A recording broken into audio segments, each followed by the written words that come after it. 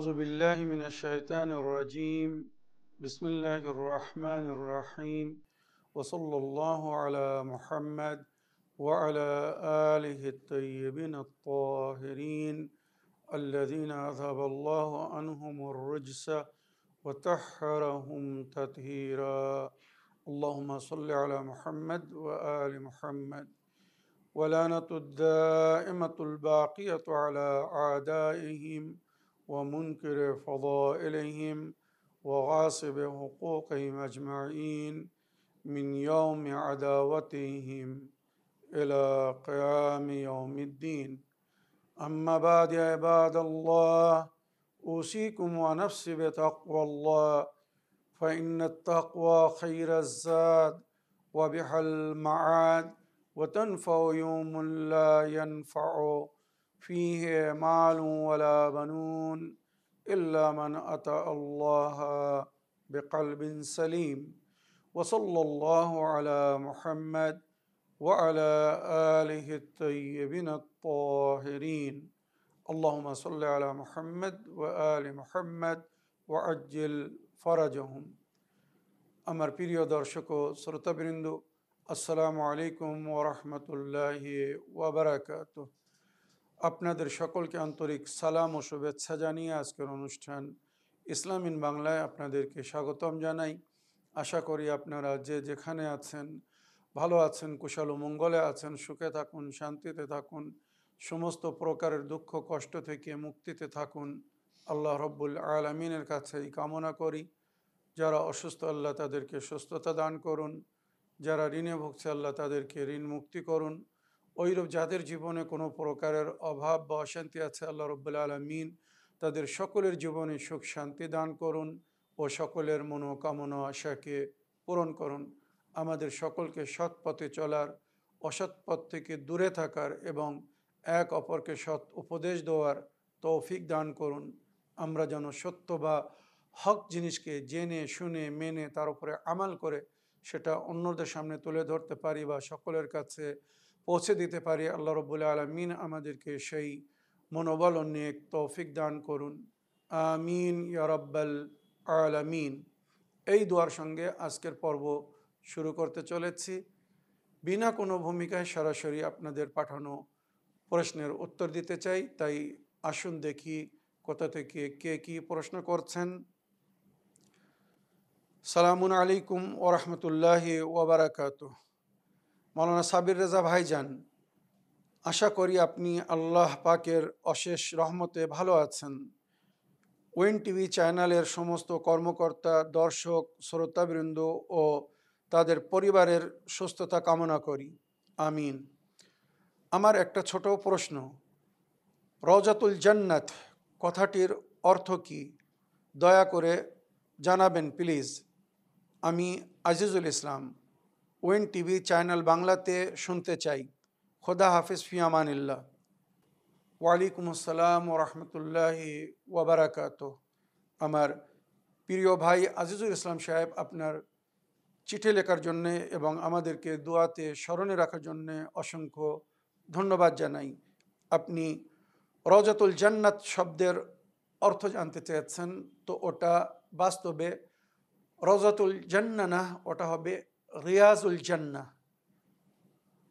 রিয়াজুল জান্নাহ জান্নাতের সবচেয়ে উচ্চতম স্থানকে বলা হয়েছে, যেখানে নবী ও নবীর আহলে বায়ত থাকবেন এবং ওনাদের সত্য এবং হাকিকি অনুগামী অনুসারীরা ওনাদের নিকটে স্থান পাবেন। তাই ওই জান্নাতকে রিয়াজুল জান্নাহ বলা হয়েছে। রওজাতুল জান্নাহ মানে জান্নাতের যে ফুলের বাগান, ফলের বাগান বা শান্তির স্থানকে রওজাতুল জান্নাহ বা রিয়াজুল জান্নাহ বলা হয়েছে। মনে রাখবেন, রওজা আরবি শব্দ যার অর্থ হয় ফলের বা ফুলের বাগান বা শান্তির স্থান। তো রওজাতুল জান্নাহ বা রিয়াজুল জান্নাহ ওই সুন্দর জান্নাত যেখানে থেকে মানুষ শান্তি পাবে, তাই ওকে রওজাতুল জান্নাহ বা রিয়াজুল জান্নাহ বলা হয়েছে, যেখানে মানুষের সমস্ত মনোকামনা আশাকে আল্লাহ রব্বুল আলামিন তার আশার উপরে ইচ্ছা করবে পূরণ হয়ে যাবে। চাওয়ারও প্রয়োজন হবে না। মনে রাখবেন, আল্লাহ রাব্বুল আলামিন আমাদের সকলকে নবী ও নবীর আহলে বায়তের অনুগামী ও অনুসারে হয়ে চলা তৌফিক দান করুন, যাতে আমরা পরকালে রিয়াজুল জান্নাহ, ওই উচ্চতম বা অন্যতম স্থানে নবী ও নবীর আহলে বায়তের নিকটে যেন স্থান পাই। আমার প্রিয় ভাই, আশা করি আপনার প্রশ্নের আপনি উত্তর পেয়েছেন। আগের প্রশ্ন পড়ি। সালামুন আলাইকুম, জনাব মাওলানা সাবির রেজা সাহেব, আমি নদিয়া জেলা থেকে সুরাজ শেখ বলছি। মাওলানা সাহেব, আমার প্রশ্ন হলো, সময়ের গুরুত্ব সম্পর্কে আপনি একটু বলবেন। আহলে বায়ত আলাইহিমুসসালাম সময়ের গুরুত্ব সম্পর্কে কি বলেছেন, আপনি একটু বলবেন। ওয়ালাইকুম আসসালাম রহমতুল্লাহি ওয়া বারাকাতুহু।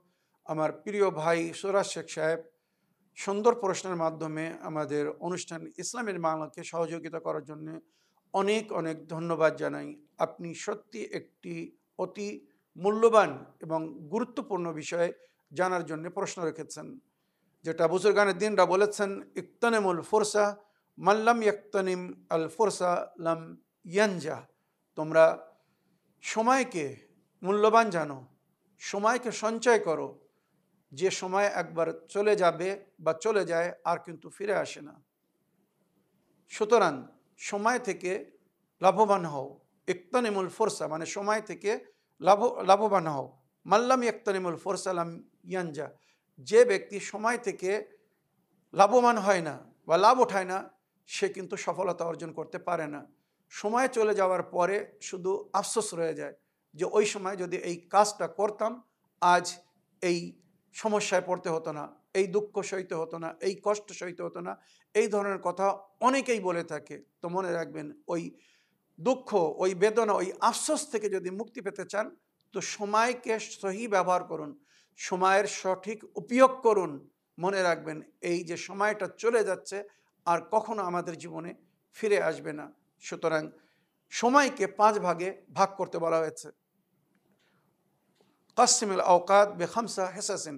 সময়কে 5 ভাগে ভাগ করো। খুব মূল্যবান কথা, ভালো করে মন দিয়ে শুনবেন। এই রুটিন, এই যে টাইম টেবল বলছি, যদি কোনো নারী বা পুরুষ এটাকে ফলো করে, তার সময় অতি মূল্যবান হবে, তার সময় কখনো নষ্ট হবে না, সে নিজের সময় থেকে লাভবান হবে।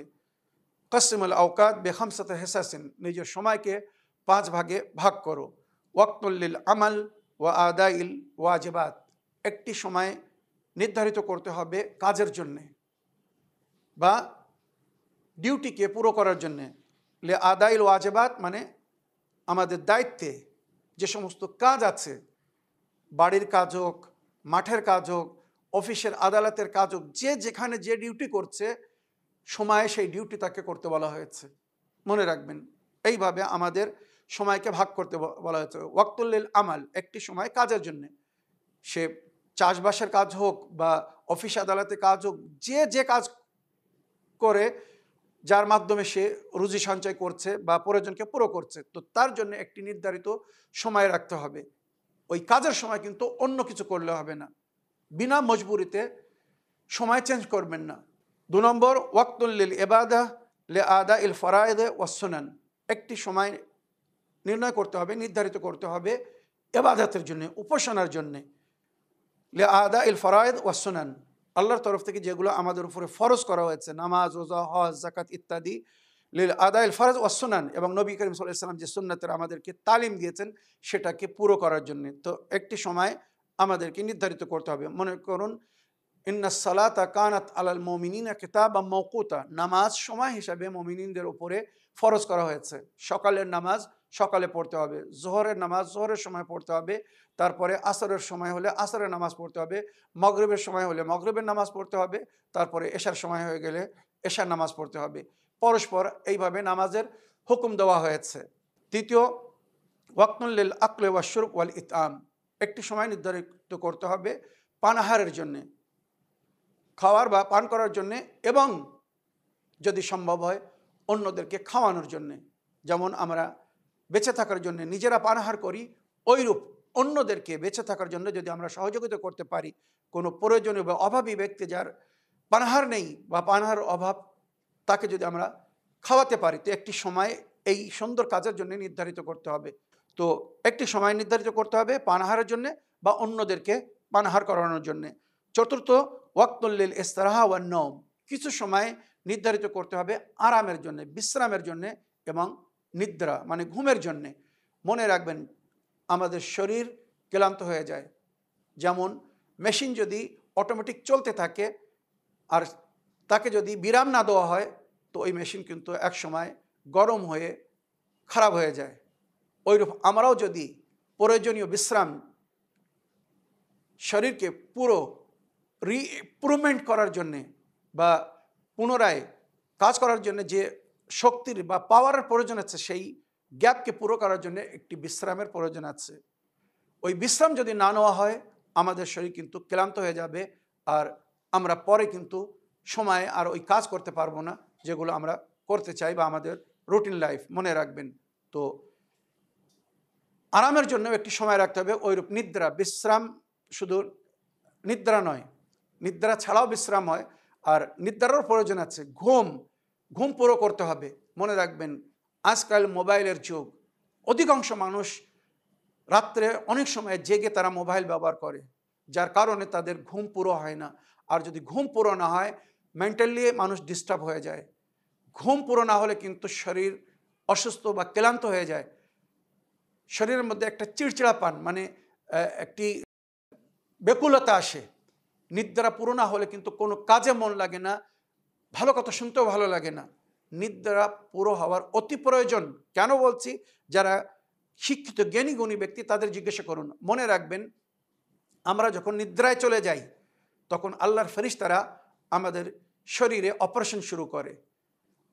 যখন প্র্যাকটিক্যাল আমাদের শরীরে কোনো অসুবিধা হয়, তো ডাক্তাররা অপারেশন করার আগে আমাদেরকে বেহুশ করে দেয়। কেন জানেন? এই জন্য বেহুশ করে দেয় যাতে অপারেশনের সময় যে কষ্টটা, চেরা ফাড়া কাটার যে কষ্ট বা যেভাবে অপারেশন হোক, ওই কষ্টের যেন আমরা অনুভব না করি, আমাদেরকে ওই জন্য বেহুশ করে দেওয়া হয়।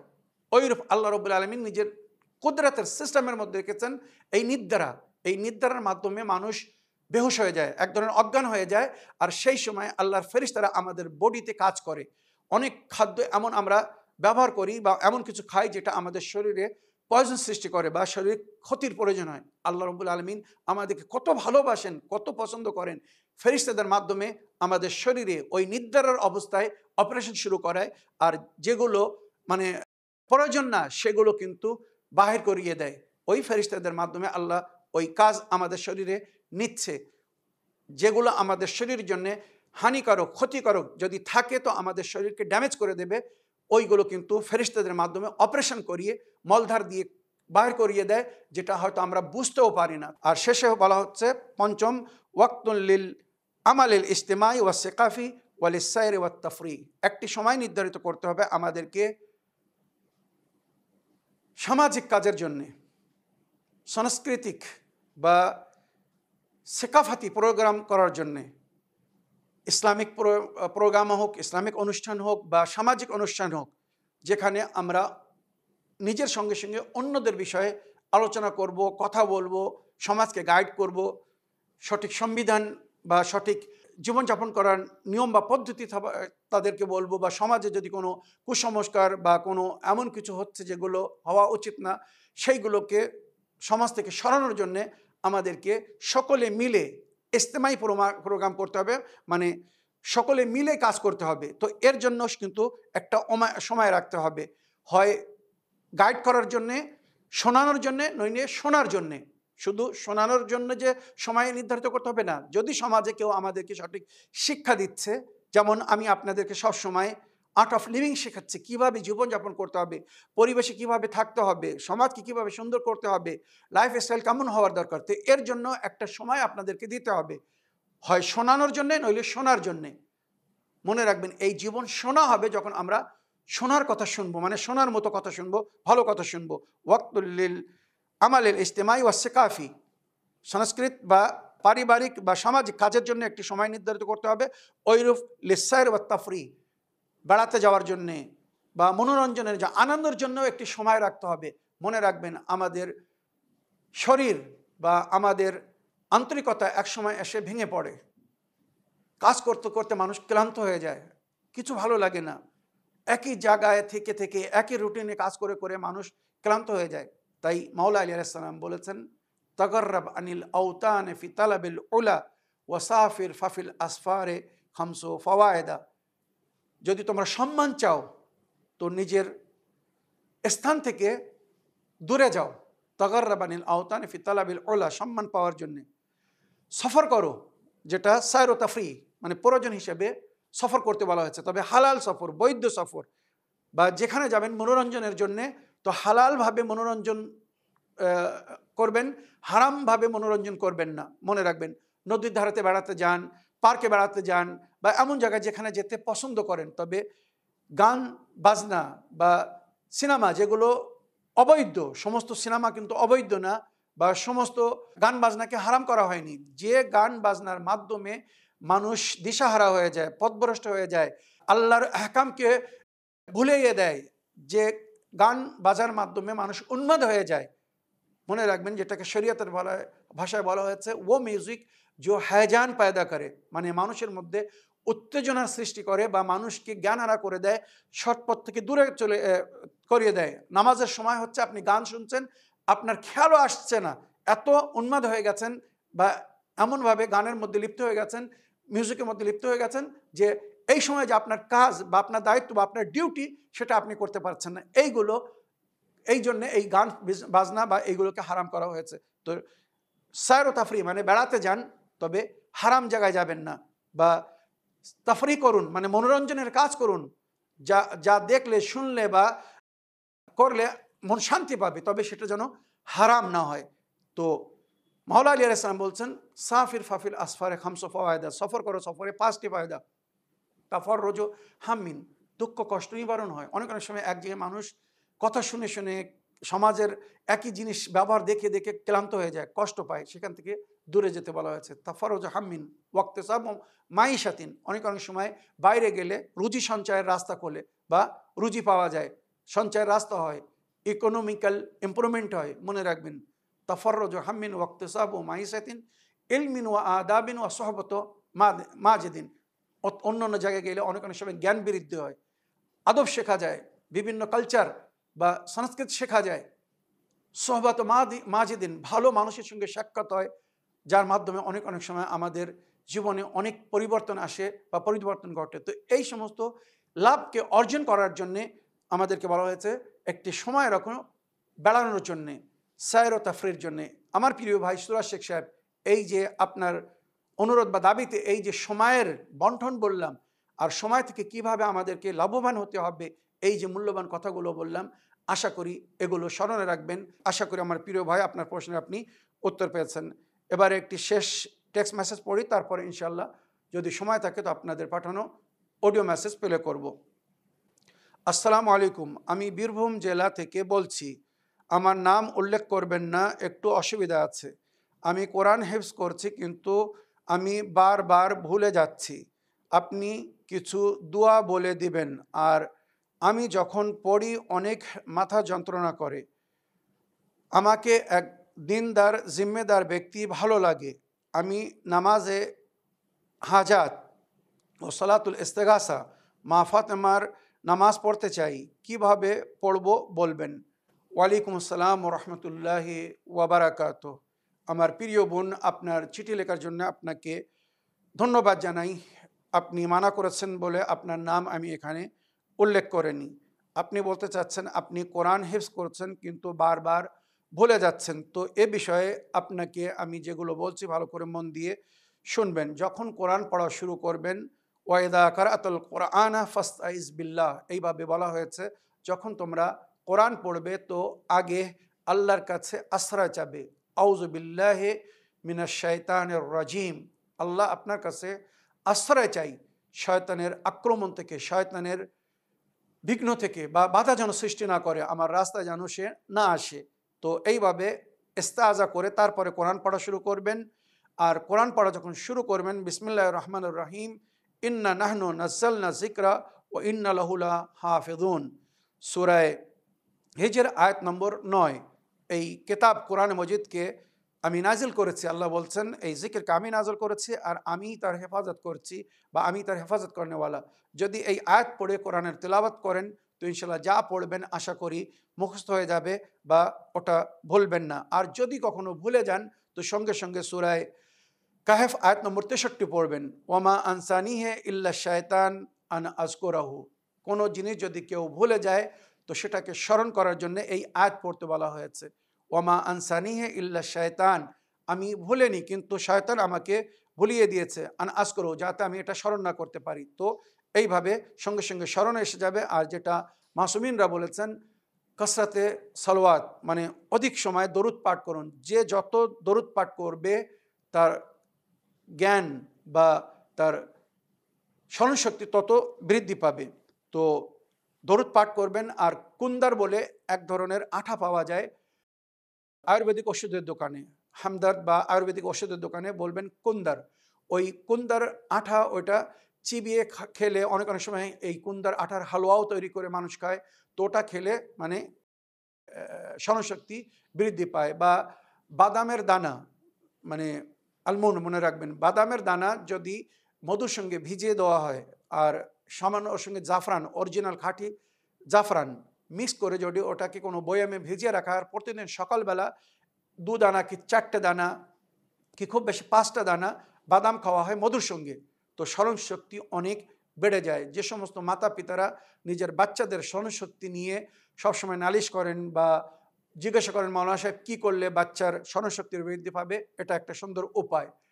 তাদেরকে কোরআন তেলাওয়াত শেখান এক। দ্বিতীয়, বাদাম মধুর সঙ্গে ভিজিয়ে দিন, বয়ামে ভরে রাখুন, সকালবেলা উঠলে ওই বাদামের 5টি দানা খাইয়ে দিন।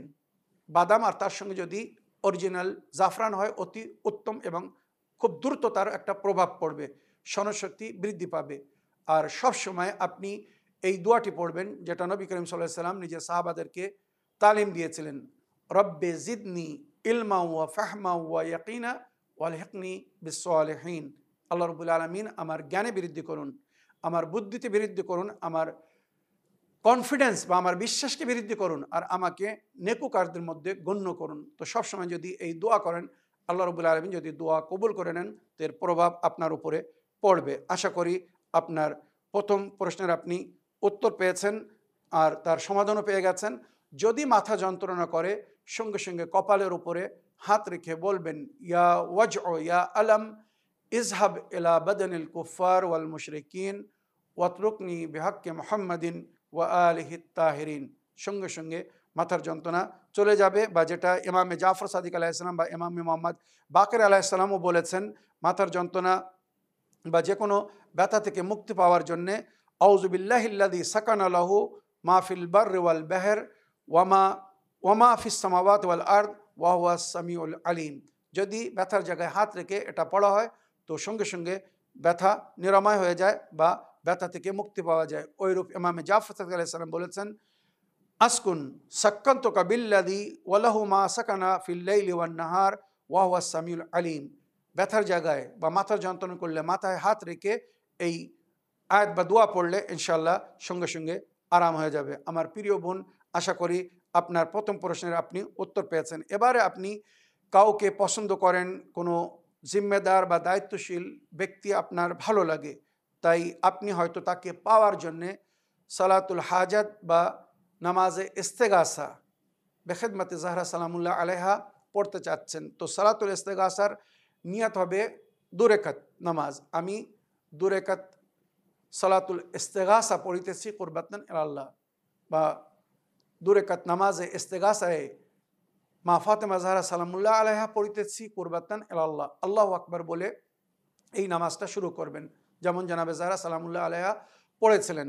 আর প্রথম রেকাতে সূরা আলহামদের পরে 100 বার সূরা কদর পড়তে হবে। আর দ্বিতীয় রেকাতে সূরা আলহামদ পড়ার পরে 100 বার সূরা তাওহীদ পড়তে হবে। যদি 100 বার না পড়তে পারেন তো কমসে কম 7 বার পড়বেন। 7 বার সূরা কদর, প্রথম রেকাতে সূরা আলহামদ পড়ার পরে 7 বার সূরা কদর, আর দ্বিতীয় রেকাতে সূরা আলহামদ পড়ার পরে 7 বার কুল হুয়াল্লাহু আহাদ। এবারে যদি কেউ অসুস্থ ক্লান্ত সে 7 বারও পড়তে না পারে তো 1 বার পড়লেও যথেষ্ট হবে। প্রথম রেখাতে সূরা আলহামদ পড়বেন, তারপরে একবার সূরা কদর, আর দ্বিতীয় রেখাতে সূরা আলহামদ পড়বেন, তারপরে একবার সূরা তৌহিদ, কুল হুয়াল্লাহু আহাদ। এবারে নামাজ শেষ হয়ে যাবে, তাশাহুদ সালাম পড়ে নামাজ শেষ করবেন। নামাজের পরে জানাবে সালামুল জাহরা সালামুল্লাহ আলাইহার তসবিহ পড়বেন। তসবিহ পড়ার পরে এবারে ইস্তেগাসার নিয়ম হচ্ছে সেজদায় যাবেন। মনে রাখবেন, সেজদায় গিয়ে কপাল বা মাথা সেজদাগার উপরে রেখে ইয়া ফাতেমা আগিসিনি 100 বার বলতে হবে। ইয়া ফাতেমা আগিসিনি মানে আপনি আমার সহযোগিতা করুন, মদত করুন, আল্লাহর দরবারে আমি আপনাকে ওসিলা করছি। ইয়া ফাতেমা আগিসিনি। তারপরে ডান রুখসার মানে ডান গালকে সেজদাগে রাখতে হবে, আবার 100 বার বলতে হবে ইয়া ফাতেমা আগিসিনি। তারপরে বাম গালকে সেজদাগার উপরে রাখতে হবে আর বলতে হবে ইয়া ফাতেমা আগিসিনি। তারপরে আবার কপালকে সেজদাগার উপরে রাখতে হবে আর এবারে শেষে 110 বার, মাওলা আলীর নামের সংখ্যা হচ্ছে 110, ইয়া ফাতেমা আগিসিনি 110 বার বলার পরে এবারে বিবি জাহরার কাছে ওসিলা করবেন।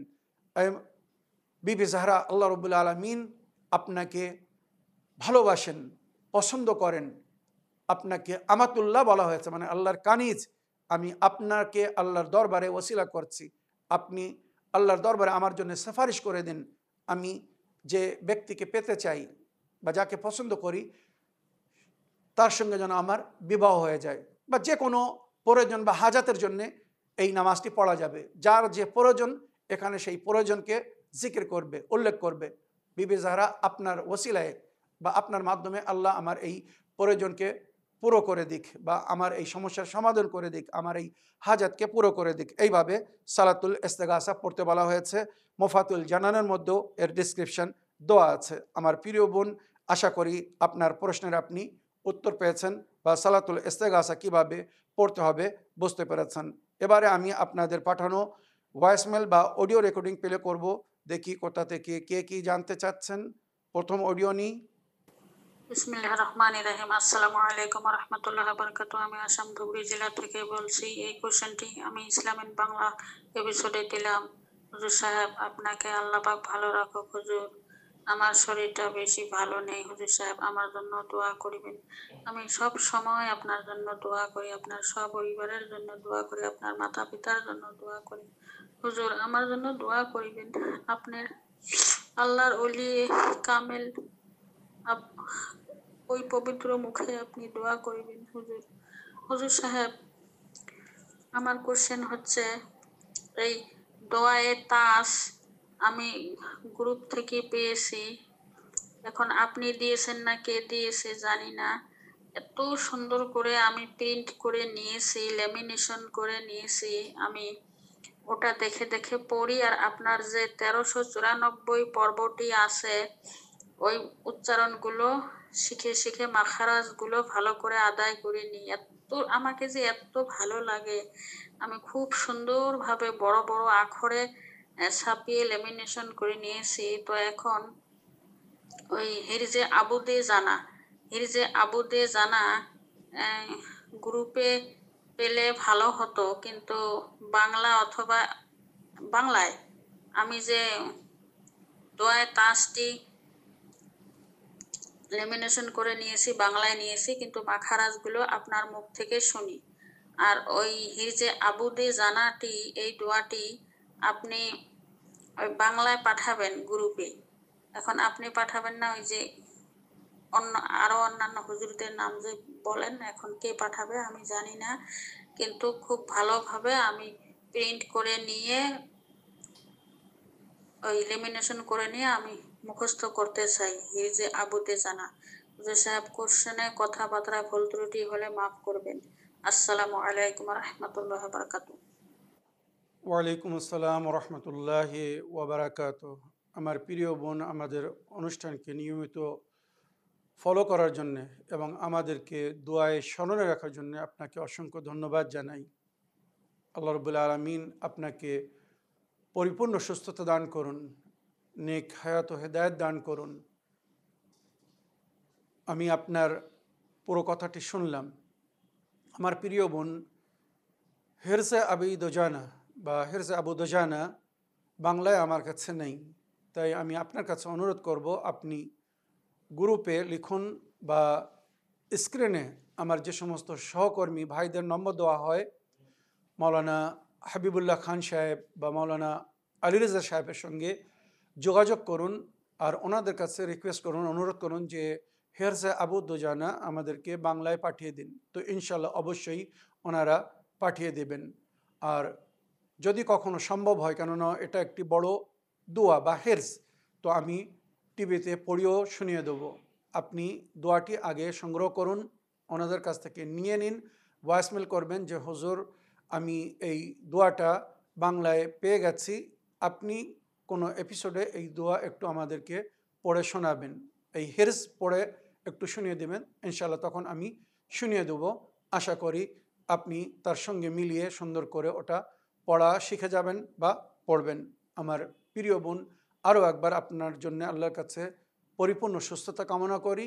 আর যেভাবে দোয়ায় আমাদেরকে, আমার মাতা পিতাকে, আমার পরিবারকে সামিল রেখেছেন বা স্মরণ রেখেছেন, এর জন্যে ধন্যবাদ জানাই। আসুন আগের অডিও নিই।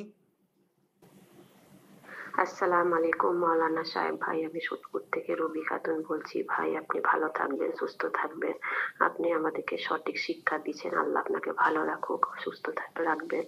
ভাই আমার একটা প্রশ্ন ছিল যে আমরা মেয়েরা সবসময় একটু বাজার টাজার এরকম সবজি টবজি কিনতে যাচ্ছি, আল্লাহ মানে কি বলবো ভাই, খারাপও লাগে। এক এক সময় সংসারের জন্য যেতে হয়, এক এক সময় মাছ টাছ কিনতে যেতে হচ্ছে। কিন্তু কি ভাই এটা কি আমাদের গুনাহ হচ্ছে? পর্দার মধ্যেই আমরা যাই, গায়ে হাতে কাপড় চোপড় নিয়েও যাই, কিন্তু সময়ে স্বামীরা হয়তো থাকছে না, একটু বাজার যাচ্ছি, এইটা কি আমাদের কি গুনাহ হচ্ছে? ভাই আপনি একটু ভালো করে বলবেন। এটা আমি অনেকদিন থেকেই ভাবছিলাম বলবো ভাই, আমাদের সংসারের কাজের জন্য এক এক সময় যেতেই হয় ভাই, তো সেটা কি গুনাহ হচ্ছে? আপনি একটু আমাকে বলবেন, আর আমাদের দর্শক বন্ধুরাও দেখছে, শুনবে। ভাই আসসালামু আলাইকুম, আপনি ভালো থাকবেন। আর শবে বরাতের সবকিছু প্রশ্ন এইগুলো কি বলে নামাজ কালামের এইগুলো একটু দেখিয়ে বলে দিবেন, তাহলে খুব ভালো হয়। আসসালামু আলাইকুম, আপনি ভালো থাকবেন। ওয়ালাইকুম আসসালাম রহমতুল্লাহি ওয়াবারাকাত। আমার প্রিয় বোন, আপনার ভয়েসমেলের জন্য আপনাকে ধন্যবাদ জানাই। তবে আপনার প্রশ্নের উত্তর আমি এর আগে দিয়েছি, হয়তো আপনি ওই এপিসোড মিস করে ফেলেছেন।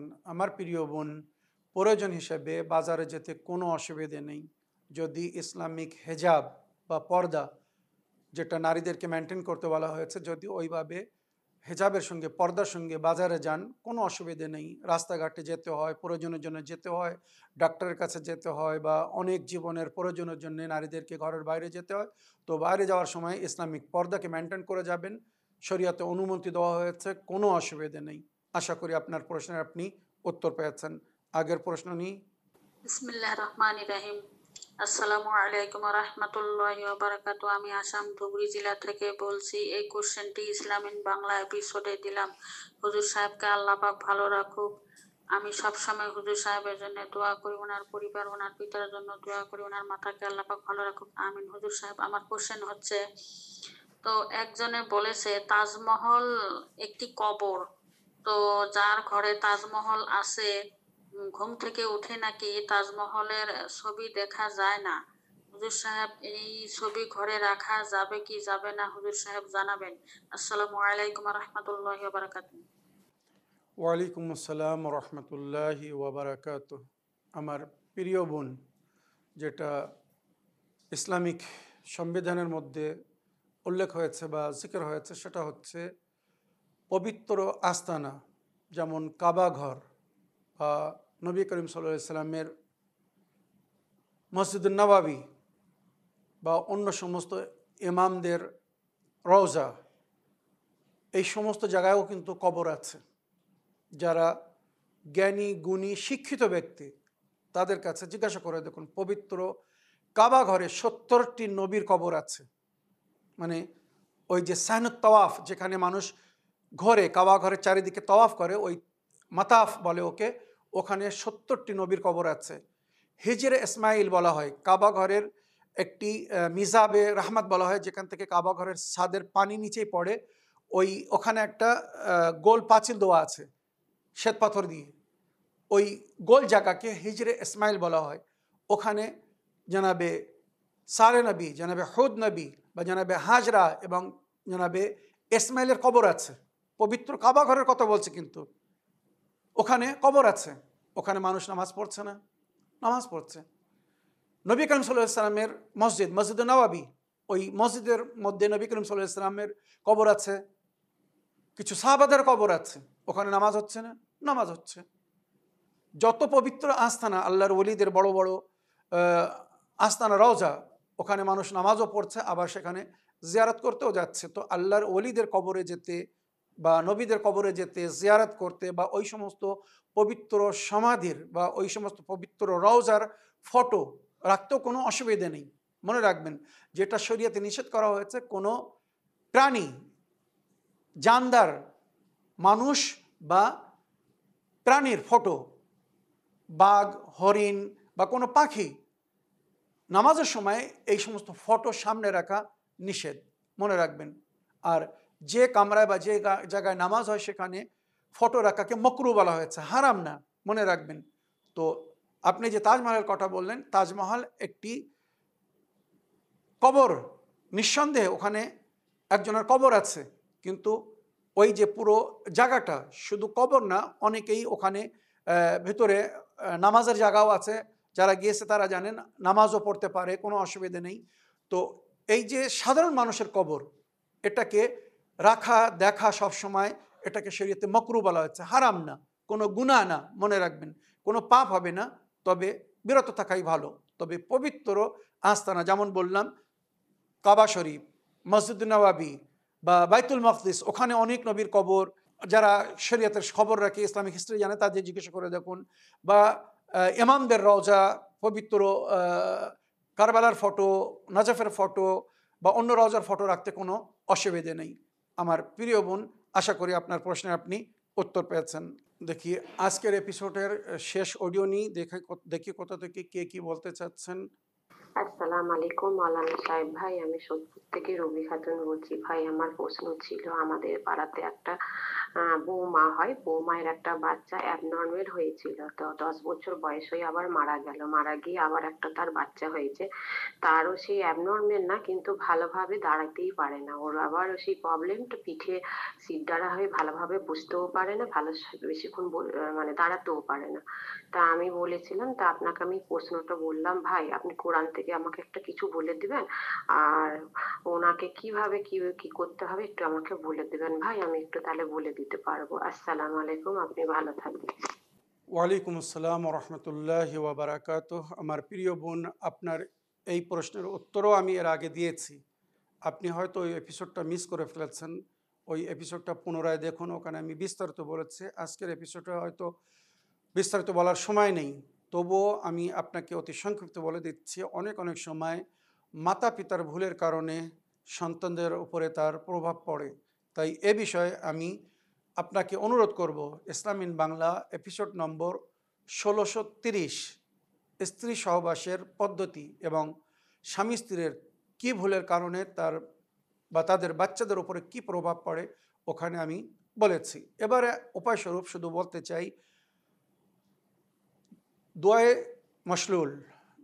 মশলুল এবং সূরায়ে মুমিনুনের আয়াত নম্বর 14, দুয়ায়ে মশলুল একবার আর সূরায়ে মুমিনুনের আয়াত নম্বর 14 110 বার, এটা পড়ে জায়তুনের তেলের উপরে ফু দিয়ে ওই তেলটা দিয়ে সমস্ত শরীরকে মালিশ করতে বলবেন।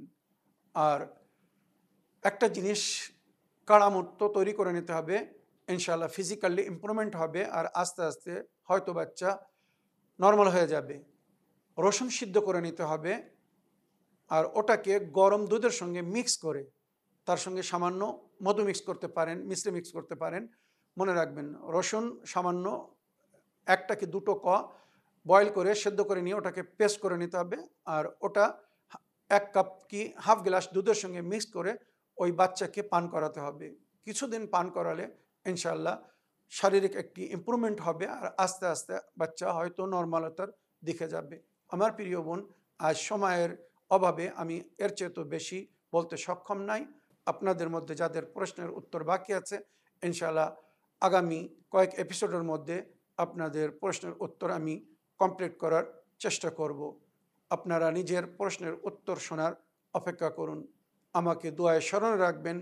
আর পবিত্র রমজান মাস খুব নিকটে, সুতরাং আপনাদের কাছে অনুরোধ করব, আপনারা রমজান মাসের মাসলা মাসাইল বা রোজা নিয়ে, নিয়ত কিভাবে করতে হবে, কখন করতে হবে, যদি কেউ নিয়ত ভুলে যায় তার জন্য সে কী করবে, সেহরি, ইফতারি বা রমজান মাসের দুয়া, নামাজ, আমাল ইত্যাদি নিয়ে এবারে যদি প্রশ্ন পাঠান বা প্রশ্ন করেন তো অতি উত্তম হবে। আমি চাচ্ছি রমজান মাসের এপিসোডে প্রতিদিন আপনাদের ওই সমস্ত প্রশ্নের উত্তর দেব যেগুলো রমজান মাসের সঙ্গে সম্পর্কিত হবে, বা রমজান মাসের দোয়া, নামাজ, আমাল ইত্যাদি নিয়ে হবে, জাকাত, ফেতরা ইত্যাদি নিয়ে হবে। তো আপনারা রমজান মাসের বিষয়ে এবারে প্রশ্ন শুরু করে দিন, বা রমজান মাসের আমাল নিয়ে, মাসলা মাসাল নিয়ে এবারে প্রশ্ন শুরু করে দিন। এটাই আমি আপনাদের কাছে অনুরোধ করব। মনে রাখবেন, রমজান মাসে আমাদের এপিসোডের টোটাল ডিউরেশন হবে, মানে পিরিয়ড হবে, সময় হবে 30 থেকে 35 মিনিট। তো অল্প সময়ের মধ্যে প্রতিদিন আমি প্রতিদিনের দোয়া বা ওই দিনের নামাজ বা আমাল বলে দেব, আর শেষে 15 মিনিট, 10 থেকে 15 মিনিট আপনাদের প্রশ্নের উত্তর দেব। তাই আপনারা চেষ্টা করুন শুধু প্রয়োজনীয় প্রশ্ন, মানে রমজান মাসের আমাল নিয়ে, নামাজ, রোজা বা ইসলামিক সংবিধান জানার জন্যে আপনারা প্রশ্ন রাখুন, মাসলা মাসাইল জানার জন্যে প্রশ্ন রাখুন। এই বলে আমার আজকের বক্তব্য এখানে শেষ করলাম। ওয়া আখিরু দাওয়ানা আলহামদুলিল্লাহি রাব্বিল আলামিন। ওয়াসসালামু আলাইকুম ওয়া রাহমাতুল্লাহি ওয়া বারাকাতুহু।